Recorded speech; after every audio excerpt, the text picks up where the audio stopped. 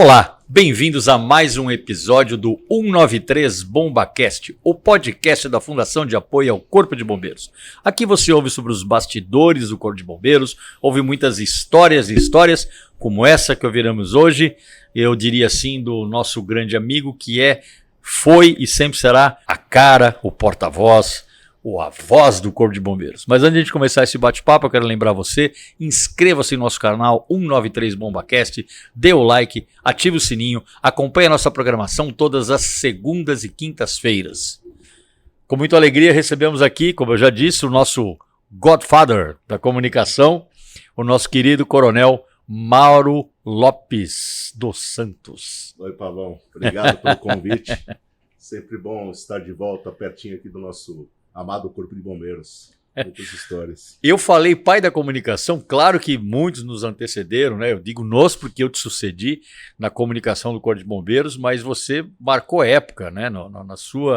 No seu tempo lá, até mesmo porque foi quando, eu me lembro muito bem, né? Você vai contar sobre isso também, quando nós começamos a fazer o registro audiovisual do Corpo de Bombeiros, né? E produzir material, uma época muito rica. Mas antes de chegar nisso aí, eu vou começar com aquela pergunta básica que a gente faz para todo mundo que vem aqui: o que levou o pequeno Maurinho, que não é tão pequeno assim, a querer ser policial militar e bombeiro? Foi o próprio Maurinho, porque era aquele clichê de criança, cara.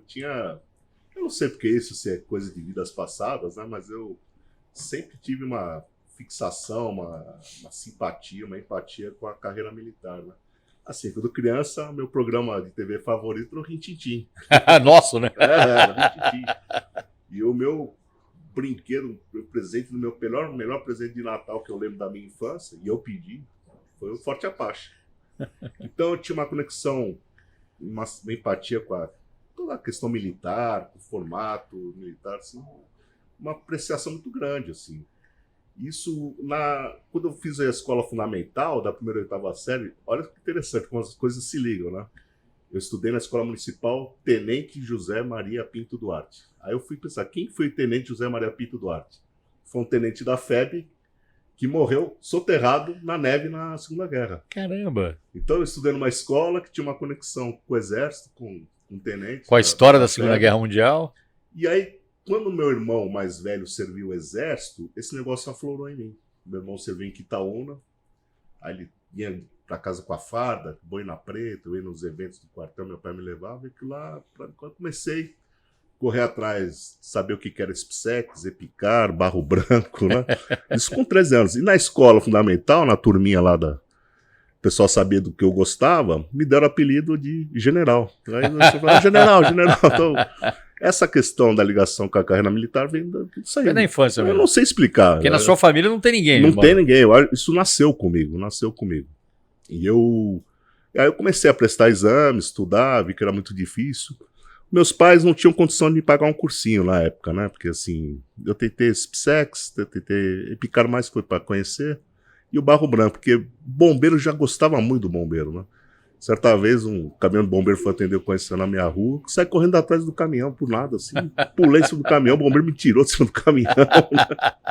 Então é uma coisa meio enraizada no DNA, né? E meus pais, na época, não podiam pagar muito cursinho, eu prestei uma primeira vez pro Barro Branco, não passei, fiquei muito pé da vida, cara. Até que meu pai falou assim, olha, eu vou arrumar um segundo emprego para pagar esse cursinho. Eu falei, não, pai, chamaram de gordo, né? Não, gordo, fica tranquilo que eu vou estudar, vou passar.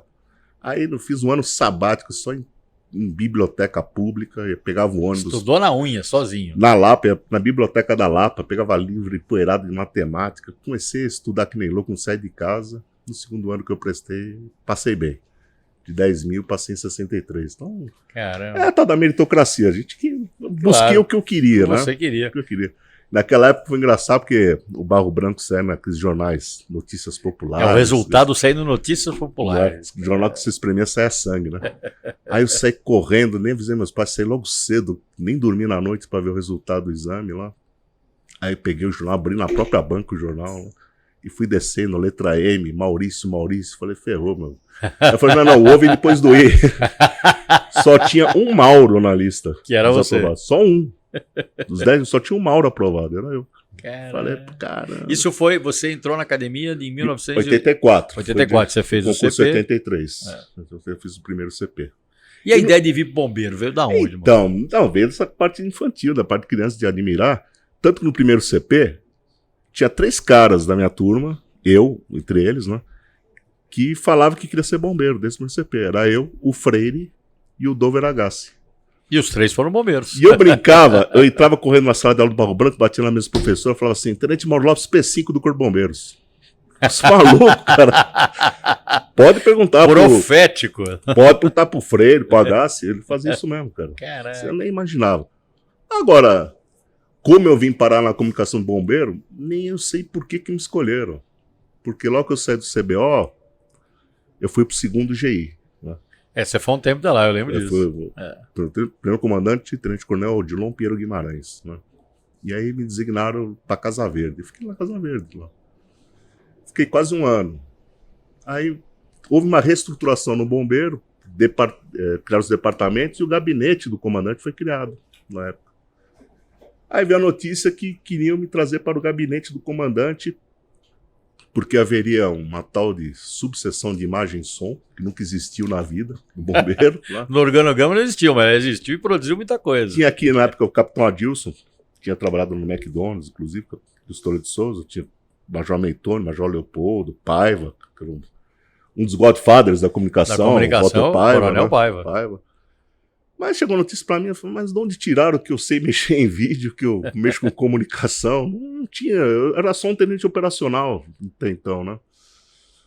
Mas acho que quem pediu foi o Adilson Mentoni na época e o Coronel Sampaio havia me pedido, veio o documento pedindo, o Coronel Odilon ficou me segurando, não queria que eu fosse embora do segundo dia. Né? Até que veio uma ordem de serviço para me apresentar. E aí eu cheguei no gabinete, mas o mais antigo ali era acho que era o Tenente Coronel Palmeira, que era a antiga segunda seção do bombeiro, se não me engano. Ele era mais antigo que o Mentoni. Eu sei que eu subi no 7º andar, onde é a sala do subcomandante, me apresentei. Ele falou para mim assim, não sei quem é você, não sei quem te pediu, não sei o que você veio fazer aqui. Animador, né? Animador. Aí eu desci branco na sala, falei com o Mentoni, ele falou, esquenta a cabeça, fica aí. Tá tudo certo. Tudo certo. Aí me levaram na tal disposição de som, vi umas caixas de madeira do Japão, Japan Victor Company, JVC.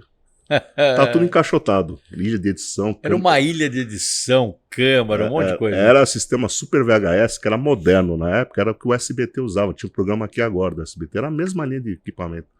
Mas eu não sei de onde tiraram, porque eu tinha essa ligação que eu nunca vi. Mexi em câmera, em vídeo e tal. Tanto que arrumaram um curso no Senac na época para fazer roteiro e edição. Foi aí que eu comecei a aprender alguma coisinha. Né? Maurão, eu me lembro tanto dessa época, porque, veja, a gente é mais ou menos da mesma época, eu fiz o CBO um pouco depois de você e fui trabalhar no primeiro. GBS na época, GBS, né? Foi na época que mudou. Pô, aí começou a utilização desse equipamento todo. Tinha lá a ilha de edição montada, acho que era no 8º andar, se eu não me engano, né? Não, foi no 6º, depois subimos pro 8º. Foi uma sala provisória no 6º andar. Inclusive, tinha um funcionário da JVC, o João, que ele ficou meses com a gente aqui. Pra ensinar a mexer. Ensinando tudo. Fizemos uma baita amizade com ele, dava muito risada, fomos pra Fórmula 1.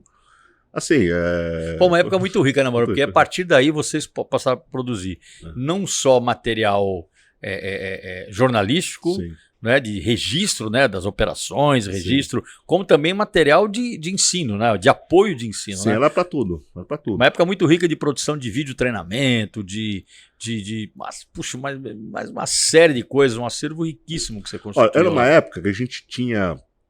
o Corpo de Bombeiros não tinha tantas unidades como tem hoje. Então, vamos dizer assim, havia, entre aspas, uma sobra de efetivo. Eu cheguei até 12 na sessão de imagem e som. Eu lembro disso. Bom, vocês faziam o factual, vocês iam na ocorrência, fazia registro jornalístico. Tinha plantão 24 horas. Plantão 24 horas. Tinha rap 1 e a rap 2, reportagem 1 e reportagem 2. Tinha plantão na imagem e som.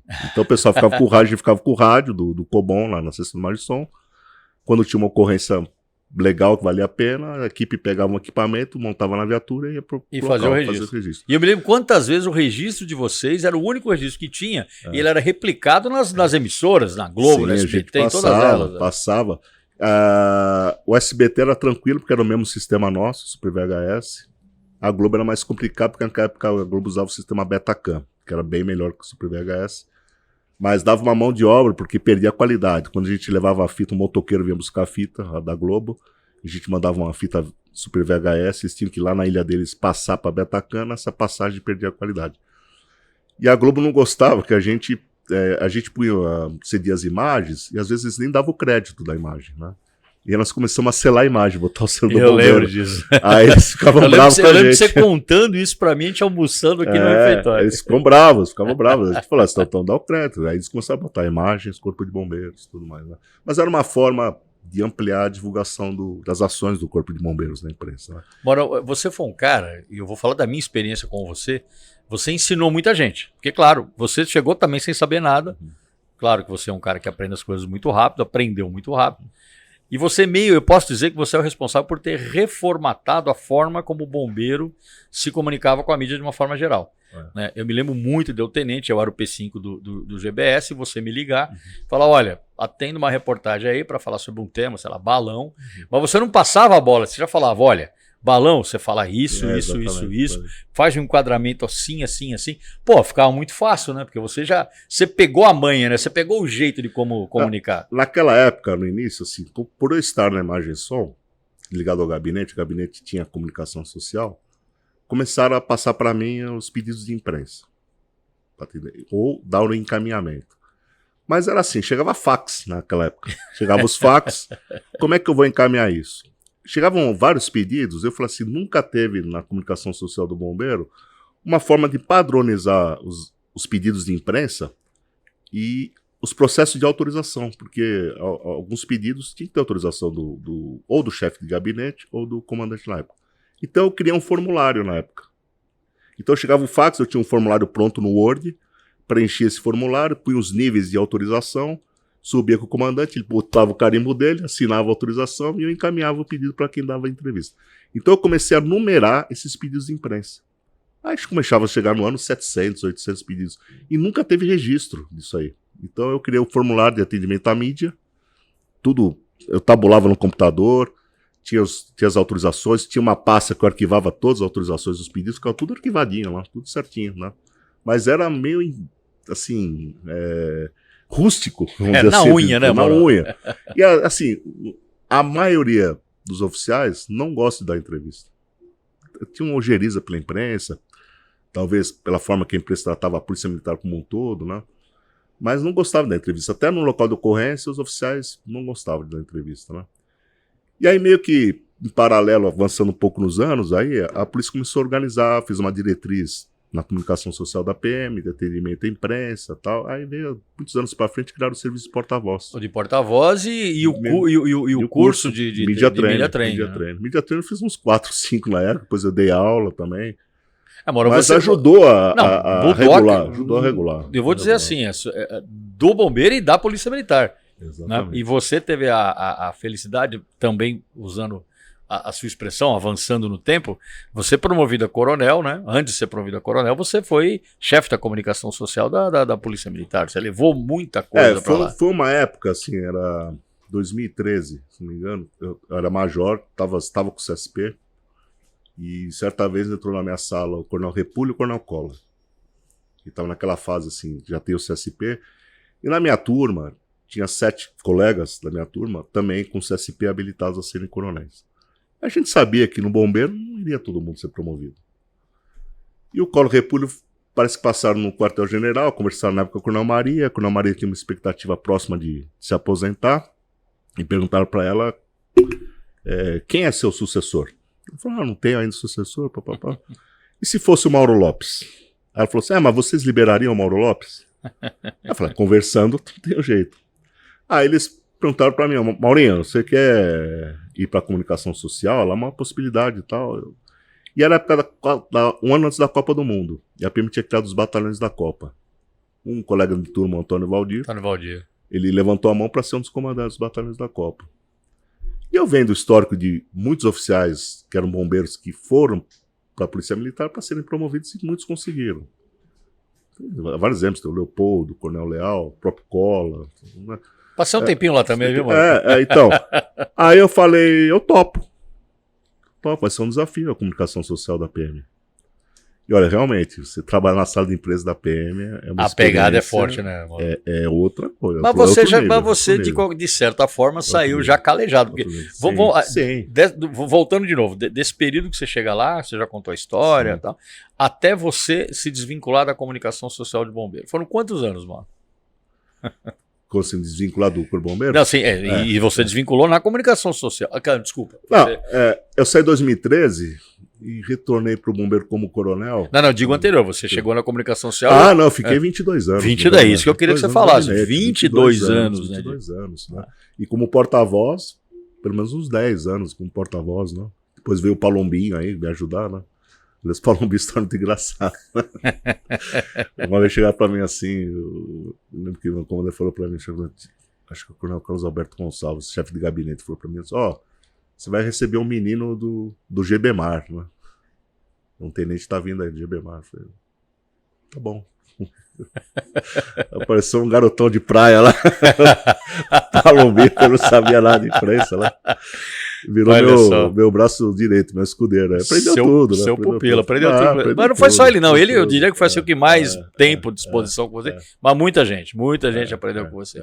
Você foi o porta-voz do bombeiro muitos anos e você foi o porta-voz assim, dos principais momentos históricos da sua época, né? Sim. Diria que os dois aviões da TAM, eu diria que antes disso, o Osasco Plaza, o buraco do metrô. Quer dizer, você era a cara ali do bombeiro, né? E uma coisa que eu acho que pra mim, pelo menos pra muita gente marcou muito forte, foi o segundo acidente da TAM, porque foram muitos dias, e você foi o cara ali que... Você até me contou uma história bacana esses dias que a gente almoçou junto lá do que aconteceu no final dessa operação. Né?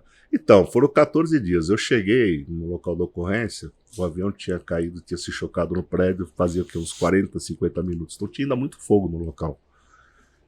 E aquela bagunça dos primeira hora da ocorrência, né? Todo mundo correndo para lá, correndo para cá, e o que aconteceu, então, se tem vítima viva, não tem, é aquela corrida de viatura e monta a linha e tenta atender a ocorrência, aí chega o carro do comando de operações, tudo mais, e começou a chover, começou a garoar forte. E lembro do Coronel Nelson, que foi o subcomandante bombeiro, foi pro local. Ali já me designou, Maurinho, você atende a imprensa que estão polvorosa. Tentando organizar papel caindo chuva em cima, tentando escrever alguma coisa, tentando entender.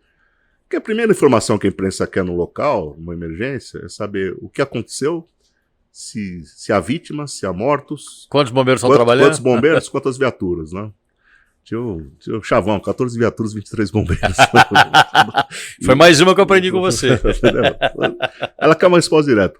E eu tentei organizar o atendimento da imprensa, assim, naquele primeiro momento, assim, tentar primeiro arrumar um local para eles, afastá-los, assim, botar uma corda ali, uma separação, deixar um lugar para eles terem uma visualização do que está acontecendo, pelo menos, né? Tentamos organizar assim um curto espaço de tempo, né?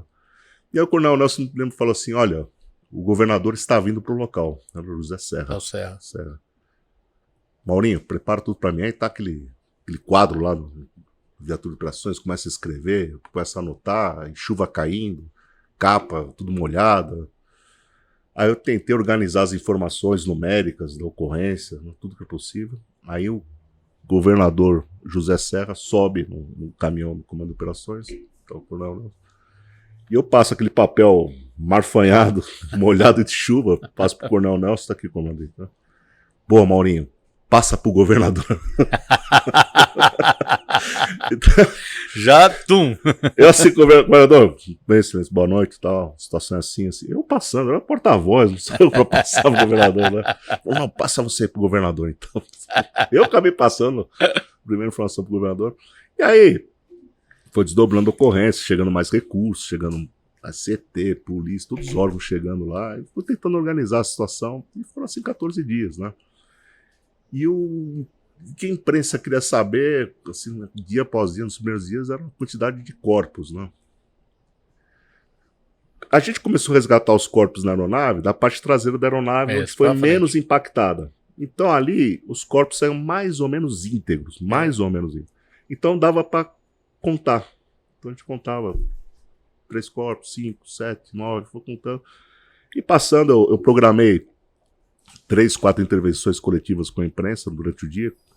Eu defini os horários mais ou menos próximos, onde tinha a grade de jornalismo ao vivo, para entrar ao vivo. Né? Já atendi o pessoal ao vivo. Claro. E eu fui passando. Aí quando entra na metade da frente pro avião, já não tá saindo mais corpos. Tá sendo segmentos, né? Saco. Como é que eu vou contar para a imprensa que parou de contar corpo?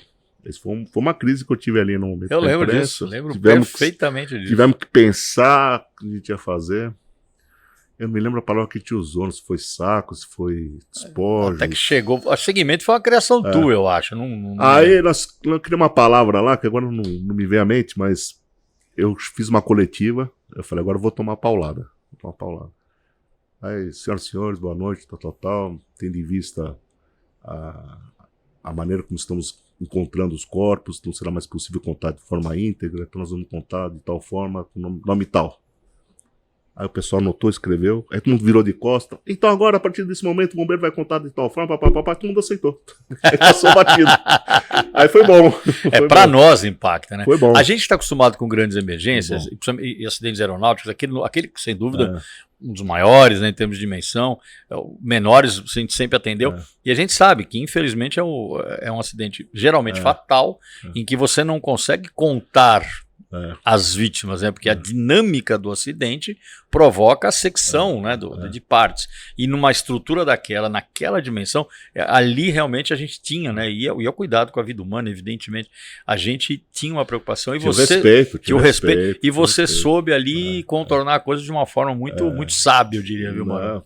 Assim, meu problema maior, assim, as grades de jornalismo em São Paulo são assim, o jornal ao vivo, 5 da manhã, 5h30, já está entrando ao vivo 6 horas da manhã. Bom Dia Brasil, Bom Dia São Paulo, né? Outras emissoras. Aí meio-dia você tem outras entradas ao vivo. À noite, das 7 às 21, você tem outras entradas ao vivo e tinha depois na Globo, Jornal da Globo, quase meia-noite. Então, para atender bem a imprensa, eu me sacrifiquei e dava as 4 coletivas nos horários que o jornalismo entrava ao vivo. Então eu chegava em casa de madrugada, chegava cedo lá, todo dia cedo, quase que dormia no local da ocorrência, né? Mas caí na besteira, não é que caí na besteira, uma hora ou outra ia vazar meu celular para jornalista. Vazou para um, esse um passa para todos, né? Eu tava em casa, madrugada assim, exausto, né? Exaurido, tocou o celular, falei, puta, imprensa de novo, não vou atender. Mas eu sou um cara bacana, falei, tá bom, vamos lá, atendi o telefone. Olha, Capitão, tudo bem. Eu tô vendo aqui os bombeiros, uma britadeira, quebrando uma laje. O que eles estão fazendo? Estou quebrando a laje. Como é que eu vou saber em casa o que eles estão tá acontecendo aí? Eles estão com a britadeira quebrando uma laje. Então eu respondi a pergunta desse dia, porque o plantão dos jornalistas no local ali, na Rubem Berta, que eles montaram, não tem um esqueminha ali na Rubem Berta, do outro lado da Rubem Berta, e mais próximo aqui do outro lado.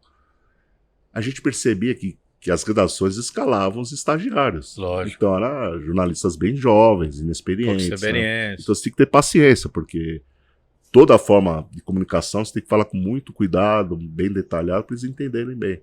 Então eu dei entrevista para jornalistas muito experientes, né, como o Burnier, por exemplo, e dei para jornalistas jovens que acabaram de faculdade. Foca, né? Foca, né? E naquela época, eles já conseguiam botar na internet, no UOL. Muitos jornalistas sentados na calçada com notebook já estava lá. Esse foi um divisor de águas. Já estava lá, já estava no ar. Você pegou as duas fases, a fase do Aqui Agora, TV, do jornal, do rádio, que nunca acabou, está aí forte até hoje, e a transformação da informação para o conteúdo digital, para as plataformas. Hoje, você com o celular, você grava a ocorrência. E você pega o WhatsApp e manda pra redação já põe no ar. Morão, você sabe que... No segundo tempo que o motoboy vinha buscar a fita. Depois de aprender bastante com você, você foi promovido a major, eu a capitão, e eu fui pro teu lugar. Sim. Aliás, estamos pra uma fase pitoresca aí, claro que você vai lembrar disso. O Morão parmeirense, tá na cara, né? Parmeira roxo. Aí ele, só coisa do Palmeiras na sala dele. Aí ele desocupou a sala e chegou eu lá. Aí eu, de sacanagem, trouxe uma camisa do Corinthians debaixo do braço. A hora que o Maurão saiu da sala, eu fui lá, metia a camisa do Corinthians. Você tem que ver a cara do Maurão, cara, olhando pra cá. 22 anos, a sala Palmeiras entra um corintiano. Palmeiras foi uma paixão na vida, né? Tem que fazer, né? Mas aí eu quero te contar isso, do que você tá falando. Eu me lembro que logo na sequência que eu assumi lá no teu lugar, o Palumbo continuou, teve aquele grande acidente na Imigrantes, não sei se você vai lembrar disso. Foi o maior engavetamento que aconteceu. Isso eu não peguei. Você não pegou, já foi na minha época lá. E aconteceu um fato curioso, a ocorrência, ela foi por causa da serração, né? Eram acho que 3 ou 4 quilômetros de acidentes. Teve uma única vítima fatal. Era para ter sido uma tragédia, porque as pessoas foram saindo do carro, felizmente os carros vinham, teve carro que virou uma sanfona entre um caminhão e outro carro. Mas o fato é que a gente chegou lá, eu e o Palumbo, e não tinha sinal de celular. E as equipes jornalísticas não conseguiam chegar, e o helicóptero das redes também não, porque não tinha teto. Com o Palumbo nós fizemos várias fotos dessa ocorrência, a gente subiu um morro na beira ali da Imigrante, pegamos o sinalzinho, mandamos para cá, a gente tinha acabado de criar as redes sociais, Twitter, etc.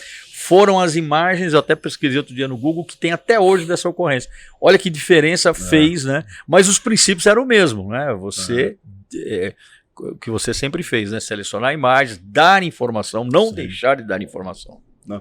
Então, voltando lá do acidente de Congonhas, 2 fatos. Tem uma hora que as equipes começaram a trabalhar do outro lado da aeronave e a imprensa perdeu a visão. Era na rua de trás ali. Na rua de trás. Aí o que eu fiz? Né? Comecei a criar um tour diário para os jornalistas para passearem na zona quente da ocorrência. Eu lembro disso. Aí eles fizeram isso aí. Aí me pediram assim, mas os cachorros não vão trabalhar? Aí eu pensei, não, tá localizado, não tinha muita necessidade. Sentido, mas eu cheguei no comando da operação, falei assim, preciso de tal dia, preciso girar a matéria pro bombeiro. Traz o cachorro. Traz o cachorro. Trouxemos o cachorro. Aí levei a imprensa, não rendeu muita matéria no dia, os cachorros. Né? Teve a deposição das flores. Aí teve também, as flores. Que eu protagonizei essa história. Lembro. Vamos homenagear as vítimas da ocorrência. Aí falei, então vamos fazer um breve cerimonialzinho ali. Então, 2 bombeiros pegaram a coroa de flores, foram caminhando com a coroa de flores, depositaram, acho que em cima de uma laje ali, não me lembro. Também rendeu boas imagens, teve uma repercussão legal, né? E o fechamento da ocorrência, né? Quando o bombeiro fechou o talão, aí eu fui lá já tinha criado um vínculo de Estocolmo, como que é? O síndrome de Estocolmo. Estava estocolmizado com a imprensa, né? Aí eu fui lá, tantas horas, tal, por bombeiros, deu por encerrado o atendimento da ocorrência. Aí eles começaram a bater palma pra mim e vieram me abraçar, né? Foi 14 dias com eles lá, né? Muito tempo. Já tava íntimo dos jornalistas lá, né? Todos tinham meu celular.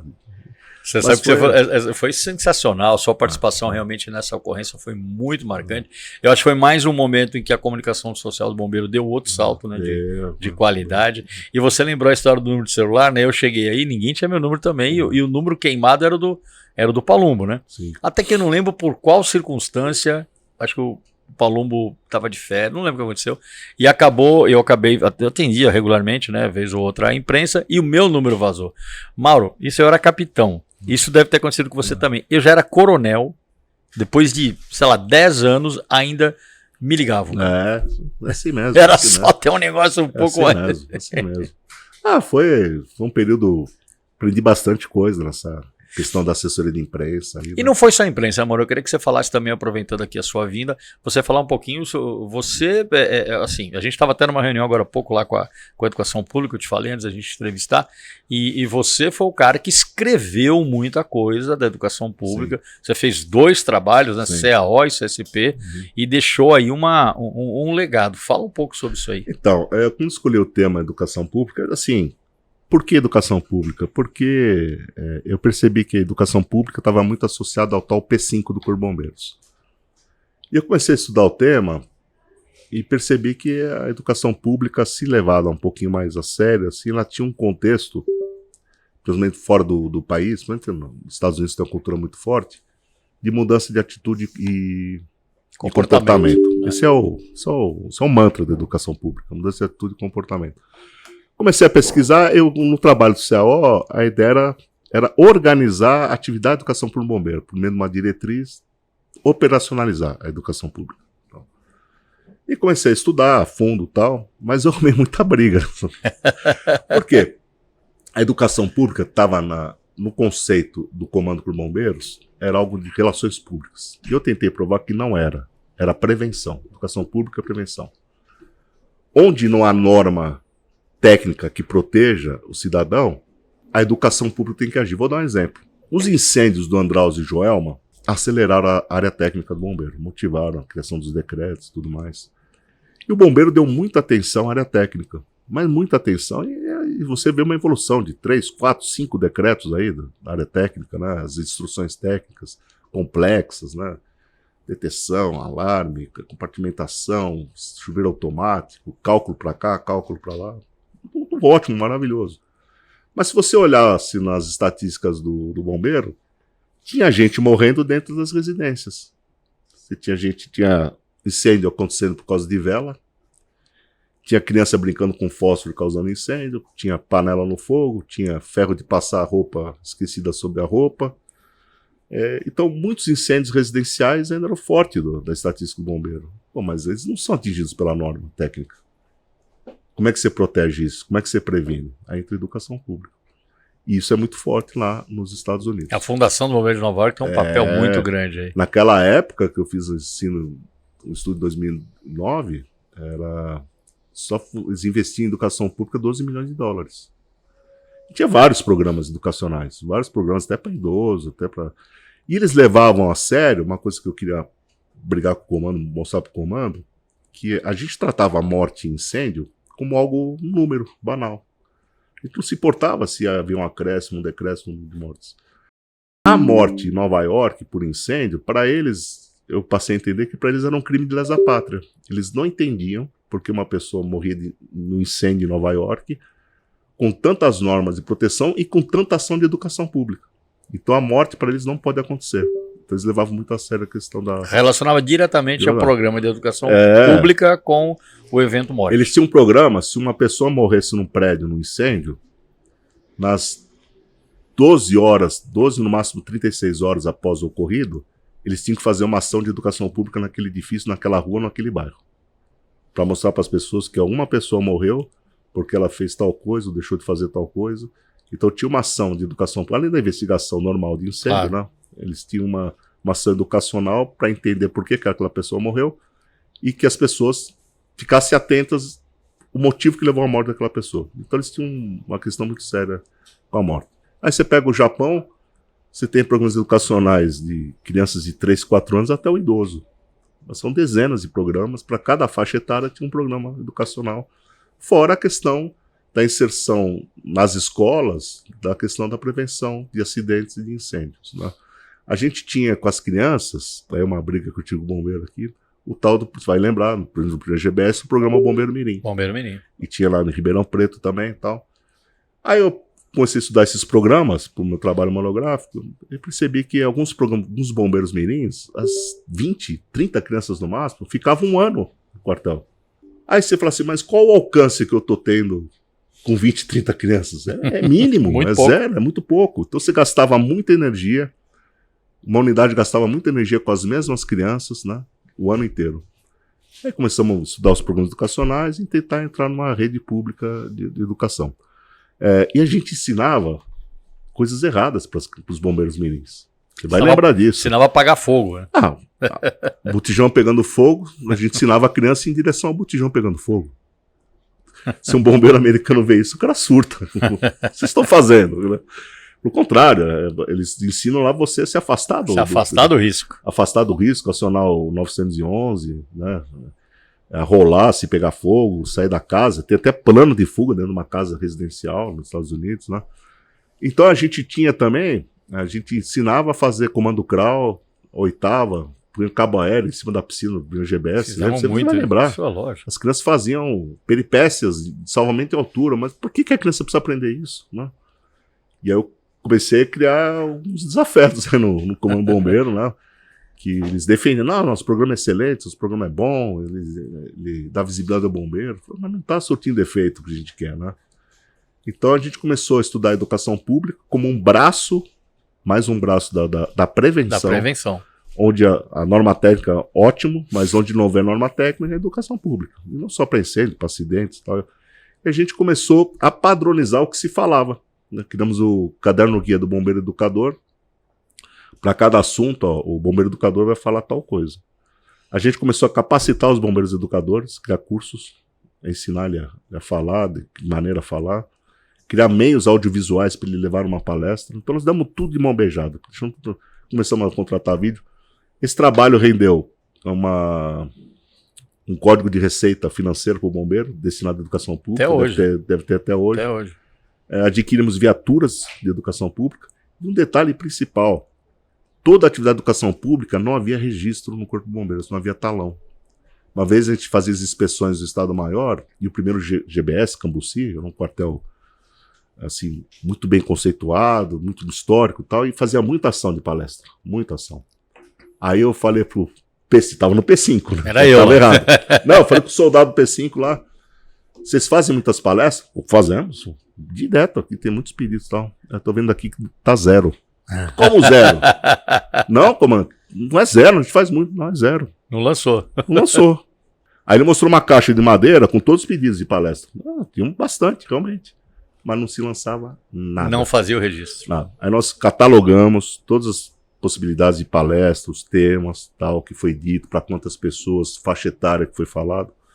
E criamos esse código no talão e todas as informações começaram a ser tabuladas. A gente não sabia, o bombeiro não sabia, na área de prevenção e educação, para quantas pessoas a gente falava, o que a gente falava, né? Qual a frequência disso, né? E começamos a organizar dessa forma. Aí veio o bombeiro, o bombeiro educador, caderno guia, escola, veio o curso do bombeiro educador. Fizemos até fui convidado pelo Senasp, fizemos um curso nível Brasil, um bombeiro educador nível 1 e nível 2. Até o Quintino estava lá, ajudou. Então criamos até um curso no Senasp, tem um curso lá de bombeiro educador. Isso progrediu, viu, Mauro? Hoje a gente estava numa reunião lá agora, né?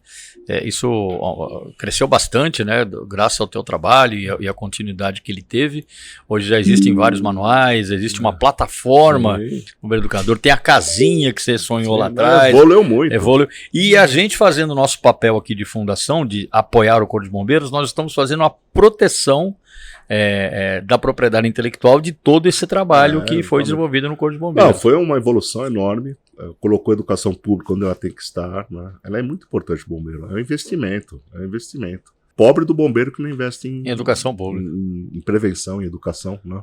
Então eu fico feliz que essas sementinhas germinaram aí, né? Opa, deram uma árvore muito bonita. No trabalho do CSP, a gente faz mais um trabalho de gestão da atividade de educação pública. Eu criei um trabalho de gestão, como fazer a gestão de todo esse processo, né? Então eu fico feliz de ter crescido assim. O Paloma comentou comigo, não sei quem comentou, que agora podemos estar entrando nos céus, né, a gente acabou de fazer, estamos num processo, já assinamos de cooperação com a Prefeitura Municipal de São Paulo. Era meu sonho, cara. Vamos fazer. O trabalho vai ser levado às escolas e a Fundabom vai ter um papel muito importante nesse processo. Mas você também, Mauro, dentro desse mesmo tempo, você sempre foi um cara muito inovador. E eu vou relatar aqui uma coisa, pedir para você falar também. Você foi o cara que aproximou o seu trabalho, o Corpo de Bombeiros de uma forma geral, à Escola Superior de Propaganda e Marketing. Sim. Então a gente, durante muitos anos, a gente teve o suporte, né, da agência da ESPM, que desenvolveu muita coisa aqui, né? Deu muito suporte a essas ideias todas.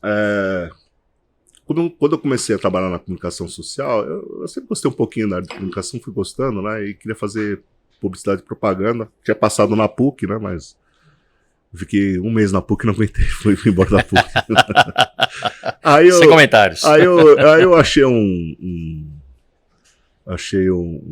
curso intensivo de propaganda, mais voltado à prática, né, de publicidade, desenvolvimento de comunicação, na SPM. Eu paguei no meu bolso, matriculei, foi um curso de 6 meses na SPM. E lá eu conheci um professor chamado Heraldo. Tio Heraldo. Tio Heraldo, né? Mas tudo bem, acabei o curso e tal. Aí o Guidete veio trabalhar na comunicação social. Mergulhou no tema também? Mergulhou no tema. Aí ele, explorando parcerias, ele entrou na minha sala. Pô, chefe, acho que consegui uma parceria legal lá na Escola Superior de Propaganda e Marketing. Falei, legal, eu fiz um curso lá e tal. Eles têm uma agência de propaganda lá. Era Arenas, se não me engano. Marcar uma reunião lá. Vamos lá. Eu vou na Arenas, quem toca Arenas? O professor Heraldo. Tio Heraldo, né? Tio. E aí, eu fui começamos uma parceria, né? E toda a parte de comunicação do bombeiro, comecei a trabalhar junto com a SPM, porque a SPM é uma referência na área de publicidade. E fez um monte de coisa, né, Maurão? Os calendários. Os calendários e tal. Talvez muita gente não saiba, né? A gente fez um trabalho na SPM da pesquisa de quantas pessoas da população sabiam de cor o telefone 193. Eu já tinha dúvidas que as pessoas conheciam o 193, o telefone de emergência do bombeiro. Se perguntar para o americano qual é o número de emergência, todos sabem que é 911. Né? E aí eles fizeram um trabalho junto com a escola de administração, mas fizeram nos moldes de Ibope, pesquisaram na cidade toda, fizeram um relatório. Resultado, 11% sabia que era o 93. Né? E aí nós começamos a trabalhar a comunicação para a difusão do telefone 193 de emergência. Né? E uma coisa que o professor Heraldo identificou lá, o pessoal da agência identificou, nas viaturas, eles falam assim, as viaturas do Corpo de Bombeiros são os outdoors do Corpo de Bombeiros. Elas estão circulando todo dia na cidade, nas ruas aí, né? E eles viram o design das viaturas do bombeiro e viram que o resgate era um furgão enorme lá e tinha uma lateral só vermelha, apagada. Aí eles fizeram computação gráfica lá, fizeram um design da viatura, o 93 enorme na lateral do resgate. Então, quando a gente vê hoje o resgate com o 93 grande, isso é fruto do trabalho da SPM atrás do trabalho da SPM. Né? E foram muitas coisas, né? Muitas ideias, muitas coisas que você desenvolveu. Os calendários. Tem a história daquele calendário lá que é fantástico, né? Isso eu me lembro muito bem. Nós fizemos, na época acho que o Coronel Jair, nós fizemos um calendário, a SPM sugeriu que a gente pegasse 12 temas de prevenção do bombeiro. Se não me falha a memória, isso foi 2006 ou 2007, mano. Por aí. Eles sugeriram assim, olha, Mauro, vamos pegar cada tema do bombeiro e vamos entregar na mão de um artista plástico para ele desenvolver a figura desse tema. Acho que é uma ideia boa, porque a gente estava muito... Tava muito clichê, né? Aquela foto posada, bombeiro lá da viatura, ação, tal. A gente já feito muito, tal. Vamos sair um pouco do quadrado e fazer algo diferente. Aí fizemos. E a SPM fez todo o processo de escolher os artistas plásticos, eram números assim. O mais famoso que eu lembro é o Gustavo Rosa, o pintor Gustavo, já faleceu. Aldemir Martins, Rafik Farah. Não sei se tinha os gêmeos. Teve um artista que fez lá dos Estados Unidos e mandou o trabalho para cá. E assim, a SPM falou assim, olha, todos os artistas plásticos que nós convidamos, todos aceitaram na hora fazer pro Corpo de Bombeiros. Não custou nada, foi de graça. Esse trabalho deles de graça. Gustavo Rosa pegou o tema balões, ele pintou uma tela. É lindo, eu lembro do trabalho. Esse quadro foi para um museu, se não me engano, não sei nem onde está esse quadro, mas tá lá Gustavo Rosa. Ele fez um quadro balão, com a assinatura dele lá, e entrou no calendário. Então, assim, todos os artistas plásticos, pela credibilidade que o bombeiro tinha, todos toparam na hora. E eram nomes, assim, tops nessa área de artes plásticas, né? E aí, reproduziram, fizemos a reprodução eletrônica dos trabalhos, tal, geramos o calendário. Mas no público interno, assim, ninguém entendeu muita coisa. Cadê os bombeiros na foto? Aí tinha uns desenhos meio bizarros.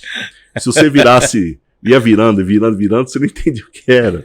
Mas o artista plástico da Concepção pegou um tema... aquela visão dele. Ele interpretou aquele tema daquela forma. E é uma arte, né? Mas assim, o pessoal torceu um pouco o nariz, né? Mas assim, levei muita paulada nesse cara. Mas aí o Estado de São Paulo, né, fez uma matéria. Aí eu dei o troco, né? O Estado de São Paulo lançou uma matériazinha, não muito longa, mas lançou, dizendo assim, como é que o Corpo de Bombeiros reuniu 12 artistas plásticos renomados numa obra só. Fantástico. Aí eu mostrei pra todo mundo. Olha aqui. Fantástico. Não, como o valor, assim, as obras, foi excepcional. Espetacular. Mas foi um trabalho muito, muito legal com a SPM. Mauro, nós vamos fazer uma pausa aqui pra gente falar um pouquinho aqui. Eu sei que você não toma café, né? Não, mas eu vou então dá uma goladinha. Até você que não toma café. Estamos aqui tomando um cafezinho do nosso Bomba Café, o café temático da Fundação de Apoio ao Corpo de Bombeiros. Fica aqui na Rua Anita Garibaldi, número 25, bem ao lado do quartel do Comando de Bombeiros. O nosso café temático tem muita memorabilia, fotos, imagens, lugar super agradável. Ponto de encontro de veteranos, né, Maurão? Maurão é frequentador assíduo daqui. Venham conhecer o nosso Bomba Café. Um abraço para o Nobre, nosso parceiro. Um abraço para a Rafa, um abraço para o seu Francisco e todo mundo que nos dá o suporte aí no Bomba Café. Aproveita a visita, sobe no primeiro andar e visita a loja da Fundabom, tá? No nosso primeiro andar, várias memorabilias. Nosso cenário aqui está cheio de coisas que você encontra aqui na loja. Vai lá, procura a Shirley, um abraço Shirley, nossa parceira aí da Fundabom. Feito merchan, Maurão. Aprendi com você? Merecido. Fundabom, o Bomba Café merece. Muito bom. Maurão, olha, você foi subcomandante do Corpo de Bombeiros, né? Você ocupou dignamente essa função e eu gostaria de deixar registrado, se você não falar, eu te lembro que você teve um trabalho importantíssimo que você deixou e foi uma coisa que você pessoalmente pegou na mão e fez acontecer, que foi a revisão do manual Sim. de fundamentos. E eu me lembro Sim. assim muito bem da entrega desse manual lá na escola. Eu estava no comando da escola, você fez questão de entregar na mão um ato simbólico assim, de um significado muito grande. Fala um pouquinho sobre isso. Então, um grande corpo de bombeiros tem que ter muitas coisas. Primeiro tem que ter uma academia de bombeiros maravilhosa. O primeiro passo para ser um grande corpo de bombeiros, né? E um grande corpo de bombeiros é aquela instituição que gera o próprio conhecimento.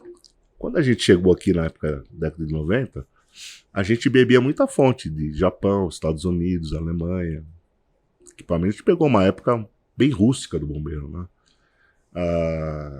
A escola de bombeiros, eu acho que foi uma virada assim, de conhecimento do bombeiro quando partiu. Para quem não sabe, os mais modernos, não sei se o Pavão fez CBO aqui, não. Fiz aqui, no prédio aqui. Na masmorra, eu fiz aqui no CCB. Todos nós somos hóspedes da masmorra. As condições eram mais impróprias impossíveis, mas fizemos o CBO, tinham bons instrutores, assim, foi excepcional. Então eu penso assim, um corpo de bombeiros, um grande corpo de bombeiros tem que ter uma grande academia de bombeiros, tem que gerar conhecimento, tem que ser autossuficiente de conhecimento operacional, técnico, desenvolve grandes normas técnicas e tudo mais, né? Mas quando um jovem entra no corpo de bombeiros, ele tem que saber o mínimo básico, né? De forma muito completa, né? Ele tem que sair um bombeiro completo. E o primeiro passo disso é a nossa Bíblia, é o manual de fundamentos. Lá atrás já teve umas revisões do manual mais antigo, fundamentos. 92 lá o primeiro. Mas fazia muito tempo que não havia uma revisão. E a gente evoluiu tanto na questão de procedimentos operacionais, de salvamento, de incêndio, que era impossível a gente não escrever essas coisas.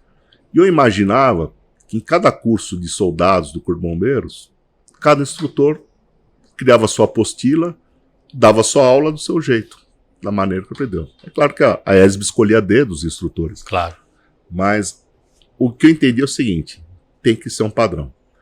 Então, tudo bem, vamos respeitar os instrutores. Então, nós criamos uma comissão de revisão do Manual de Fundamentos, dividimos os tempos, um grande trabalho aqui do Luciano, do Camarguinho, foi excepcional o trabalho deles. Assim. Pegamos na unha, realmente, como você disse, com todo zelo e cuidado, escolhemos a dedos cada capítulo do manual, cada tema, quem queria escrever a parte de instrução, o conteúdo.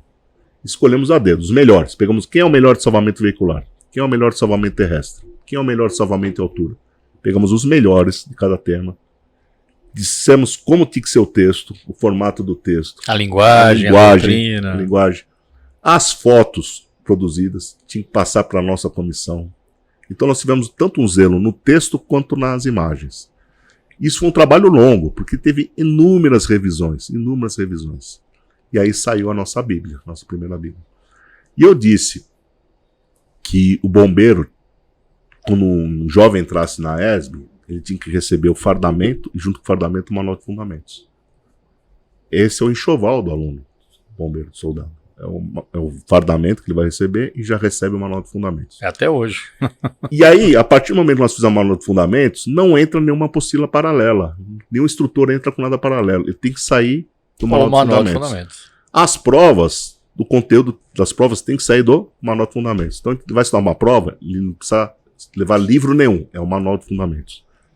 Eu espero que isso tenha continuado, porque é o básico, e o manual de fundamentos tem que ser revisado, não sei se é a cada 5 anos, cada 2 anos, mas a gente tem que dar um valor muito grande a esse manual de fundamentos, porque ele é a essência da nossa atividade. Mauro, durante meus 3 anos no comando da escola, isso foi a risco. Então, na minha cabeça, assim, o jovem entrou na escola de bombeiros, é o fardamento junto com o manual de fundamentos. Esse é o teu enxoval. É aqui que você vai beber da fonte. A fonte do nosso recruta é o manual de fundamentos. Isso tem que ser perene, isso, né? Tem que ser perene. Mauro, olha, você é um cara muito rico de histórias porque você participou de coisas muito importantes, você marcou uma época e mais do que isso, na sua saída você ainda você colaborou muito, porque você tinha essa capacidade na mão, você era subcomandante do bombeiro, que foi o manual de fundamentos. Então eu acho que o bombeiro, toda vez que um bombeiro se forma na escola, eu já falei isso para outras pessoas que passaram aqui, porque como você tiveram importante participação, fica um pouco de você, até hoje, um pouco de você de cada aluno que nós formamos ou especializamos na escola. Eu acho que você tem que ter realmente muito orgulho disso, e tenha, não é? E você é um cara que não para, né? Então, antes da gente ir partir para o encerramento, você é um cara que hoje está aí trabalhando, você assumiu a presidência da FUNAP, né? E tem lá um grande desafio. E fala um pouquinho sobre essa sua nova responsabilidade. Não tão nova, né? Só está lá um tempo já. Eu estava na reserva já há um tempo, né? Mas eu tinha novo para ficar parado, né? Aí, na virada do governo, o governo Tarcísio aí, o colega de turma, um grande amigo, o coronel Marcelo Straifinger, foi convidado para ser o secretário da administração penitenciária, né? Eu estava passando o Natal, no Novo na praia, ele me ligou: o que você está fazendo? Eu falei assim: vou pular 7 ondas para ver o que vai acontecer na minha vida. Foi para ele, né? Até a FUNAP e tal, queria que você trabalhasse na parte de comunicação, diretor de comunicação. Eu falei: tudo bem, vamos ver e tal. Aí depois ele me liga: não é comunicação, não, eu quero que você assuma a fundação. Eu falei: caramba, vamos ver o que é isso aí, né? Aí eu fui conhecer a FUNAP lá, é uma fundação vinculada à Secretaria da Administração Penitenciária. Ela faz a parte de ressocialização dos reeducandos, né? Ela apoia no sentido de capacitar as pessoas privadas de liberdade que queiram trabalhar, ensinar um ofício, às vezes possibilitar o ingresso num curso de graduação superior, num curso de capacitação profissional, né? Ou seja, a gente abre oportunidades, abre janelas para aquelas pessoas que querem voltar à sociedade e se reintegrar à sociedade. É um trabalho bonito, assim, ela é bem organizada, tem processos bem definidos, ela faz um trabalho muito sério, né? E quando eu cheguei lá, eu vi que ela tinha os processos já bem estabelecidos. Estamos aprimorando os processos lá da fundação, melhorando o que a gente pode melhorar, né? Quando eu cheguei lá, a gente tinha cerca de 14 mil pessoas privadas de liberdade que tinham como emprego, uma vaga, ela trabalha e é remunerada. E desconta da pena. Para quem não sabe, tem a remissão da pena, para cada 3 dias trabalhados eles descontam da pena. Ele pode trabalhar tanto na unidade prisional, se ele for interno, como trabalhar fora, se ele estiver no regime semiaberto. Hoje já estamos com 22 mil empregados. É engraçado, né, Mauro? Porque a gente ouve muita coisa aí. Porque é um monte de vagabundo, não faz nada. Eu fui lá conhecer, né? Tive o privilégio, você me levou lá. É realmente um negócio fantástico. Né? A gente sai de lá e fala: pô, a humanidade ainda tem jeito, né? É assim, a população carcerária do estado de São Paulo hoje tem 193 mil, mais ou menos. É 1/3 da população carcerária do país. Mas fala assim, todos vão trabalhar, vão se engajar com o que a FUNAP oferece? Não. Óbvio, tem pessoas ali que são ligadas à facção criminosa, não tem interesse em se regenerar, não querem participar. Mas tem o cara que cometeu o único delito na vida, né? O cara que teve um deslize na vida, tá pagando a pena lá, né? Tá cumprindo a pena, mas ele quer voltar à sociedade, né? Ele não tem um crime na essência dele. Ele teve um deslize, teve um momento emocional ruim na vida, alguma coisa aconteceu lá que ele cometeu um crime, tá pagando pelo crime, mas quer voltar. Então, para essas pessoas, a FUNAP oferece muita oportunidade, né? É um trabalho que eu tô gostando, temos uma equipe boa, tem muitos oficiais lá. É o que eu ia falar, você montou um timão lá. Aliás, nosso pessoal, Sheffer, Danúbio, Sérgio Ricardo, timão. E ainda levou lá o professor Heraldo, né? O tio Heraldo lá da SPM para cuidar de comunicação ainda. Tá, porque a FUNAP, assim, uma das coisas que eu percebi no início, que ela carecia de uma divulgação melhor, né? Maior e melhor. Não poderia estar em melhores mãos. E aí nós estamos trabalhando nesse sentido, isso está gerando frutos, né? Está gerando conhecimento sobre a fundação, que gera mais mais interação, mais contratos, mais oportunidades para essas pessoas, faz a roda girar melhor. E, né? que sai em breve uma parceria conosco aqui da Fundamol. Já Sim, estamos claro. tratando disso já. Sim. Faltou a história dos cachorros lá. Pô, essa história. Não, antes de encerrar, você tem que contar essa história. Essa história da aposentadoria da Anne E da Dara. Dara. Conta essa história, mano. Não podia passar essa daí. Na ocorrência do buraco do metrô, um bombeiro se destacou muito na localização dos corpos por meio dos cachorros, né? A Anne e a Dara foram as estrelas dessa ocorrência aí. A atuação delas foram fundamentais para o sucesso da ocorrência, na localização dessas pessoas, né, que estavam soterradas. E gerou muita mídia na época, né? Até a Veja São Paulo fez matéria das cachorras, foi para televisão, né, muita coisa. Mas tudo bem, passou a ocorrência. O governador condecorou. Condecorou, sim. Foi excepcional, né? Aí, passado um tempo, já era outro comandante, acho que era o Coronel Antônio, do Santos Antônio e tal. E a gente comemorava o dia 2 de julho, dia do Bombeiro Brasileiro, acho que até hoje. Domingo. No Parque da Independência, domingo. Né? Aí ele me chamou na sala, falou assim, Mauro, pô, eu não vejo imprensa participar das nossas solenidades, dos nossos eventos. Eu falei, comandante, domingo é um dia bem ruim para a imprensa, né? A gente não tem uma grade jornalística que faça o jornalista ir lá ver a solenidade do Dia do Bombeiro Brasileiro, não é matéria, não é pauta para eles e tal. E eu acho que foi até, você entrou na sala lá, o pessoal do primeiro GB lá, e soltaram, nós vamos ter, a Dara ainda está aposentando, precisa ver novos cachorros, os adestradores vão ficar com elas, né? Aquilo deu um estalo na cabeça, eu falei, opa, mais um. Vamos aproveitar isso aí. Aí eu dei ideia pro comandante da gente inserir na solenidade do Dia do Bombeiro a despedida oficial das 2 cachorras, né? Aí ele topou, falou, vamos fazer, né? Combinamos lá com a unidade lá. Aí o que eu fiz? Na nota de imprensa, eu ignorei o Dia do Bombeiro Brasileiro e botei o título Corpo de Bombeiros fará a despedida das cachorras da Ariane, uma coisa nesse sentido aí, né? Mudei o título da nota de imprensa e mandei a data e local. E a gente saiu na época, um ritualzinho ali, em frente ao palanque das autoridades, que vinham 2 bombeiros conduzindo as cachorras, né? Com o colete do Corpo de Bombeiros, eles estavam trajadas, né? Com a coleira do bombeiro, com o símbolo do bombeiro. Eles viriam e os 2 bombeiros que iriam adotar essas cachorras, que normalmente são os tratadores, ficariam mais ou menos uns 20 metros para frente. Elas seriam despidas desse colete. Esses 2 bombeiros fariam o sinal com a mão e elas iriam em direção deles, simbolizando que elas estavam deixando a farda, deixando o vestimento do bombeiro e indo para sua aposentadoria. Fizemos ensaio, foi tudo maravilhoso. Na hora do evento, na hora da solenidade, fizemos um anúncio e tal. Elas entram, passos lentos. Os bombeiros tiram as vestes. Os 2 bombeiros fazem sinal com a mão. Elas vão cabisbaixas, devagarzinho. Aí você olha no palanque, tá todo mundo enxugando lágrimas. Até eu, né? Passo o dedo assim, né? Você só via a gente passando o dedo assim no olho, né? Não, foi realmente um foi um negócio emocional. Você pegou emocional, você só via até autoridades, deputados, os caras assim passando o dedo no olho, né? Fingindo que não tava chorando. E aí, acabou a solenidade, os jornalistas lá fizeram matéria, foto, gravaram e tal. Deu matéria, rendeu o dia seguinte, rendeu. Então isso foi uma estratégia de marketing, né, para promover o Dia do Bombeiro sem querer, né? Mas foi uma ideia, assim. Isso é fruto da sua genialidade, Mauro. É sua genialidade. Isso foi um fato bem legal, assim mesmo. Pô, mas Mauro, isso. Olha, fantástico. Eu tinha certeza que seu depoimento ia ser muito bacana, porque, claro, sua história é muito rica, ligada ao Corpo de Bombeiros. Quero te agradecer mais uma vez você ter aceito o nosso convite. Eu sei que você tem uma vida bastante atarefada nas funções que você tem hoje. Muito obrigado. Te agradeço por todo o ensinamento, porque aprendi muito com você. Faço questão de frisar normalmente, como muitos aprenderam. Tive a difícil missão de te substituir na comunicação social, mas eu encontrei um caminho muito pavimentado que está aí até hoje. Muito obrigado, parabéns. Parabéns e muito obrigado em nome do Corpo de Bombeiros, da população de São Paulo, que você prestou tanto serviço. Deus te abençoe e eu deixo aqui para suas considerações finais.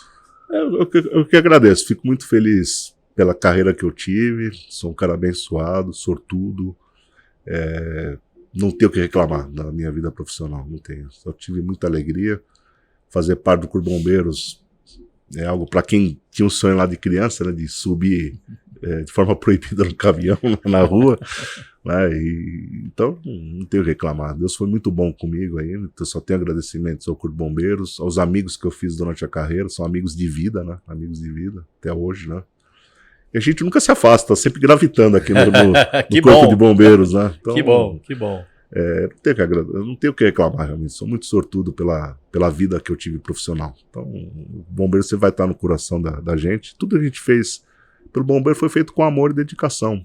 Quer seja atendendo a imprensa, quer seja na educação pública, quer seja nas ideias que a gente teve, que ajudou, um tijolinho que a gente pôs na história do Corpo de Bombeiros, né? E todas as pessoas para quem eu trabalhei, né, os mais veteranos do que eu, né, só agradecimentos, pessoas incríveis, né, na área de comunicação social, né. Se eu numerar todos, eu corro risco de deixar alguém de fora, mas todos foram muito legais, muito excepcionais, né. Então, muito obrigado, Pavão, pelo convite. Imagina, venha sempre, continue frequentando o nosso Bomba Café. A Fundabom é muito importante para o bombeiro, a gente sabe disso, né, espero que ela cresça cada vez mais aí. Obrigado. Morão, saudações palestrinas. Viva palestra. Corintiano dando saudações palestrinas, mas um amigo merece. Avante palestra, avante palestra. Avante palestra.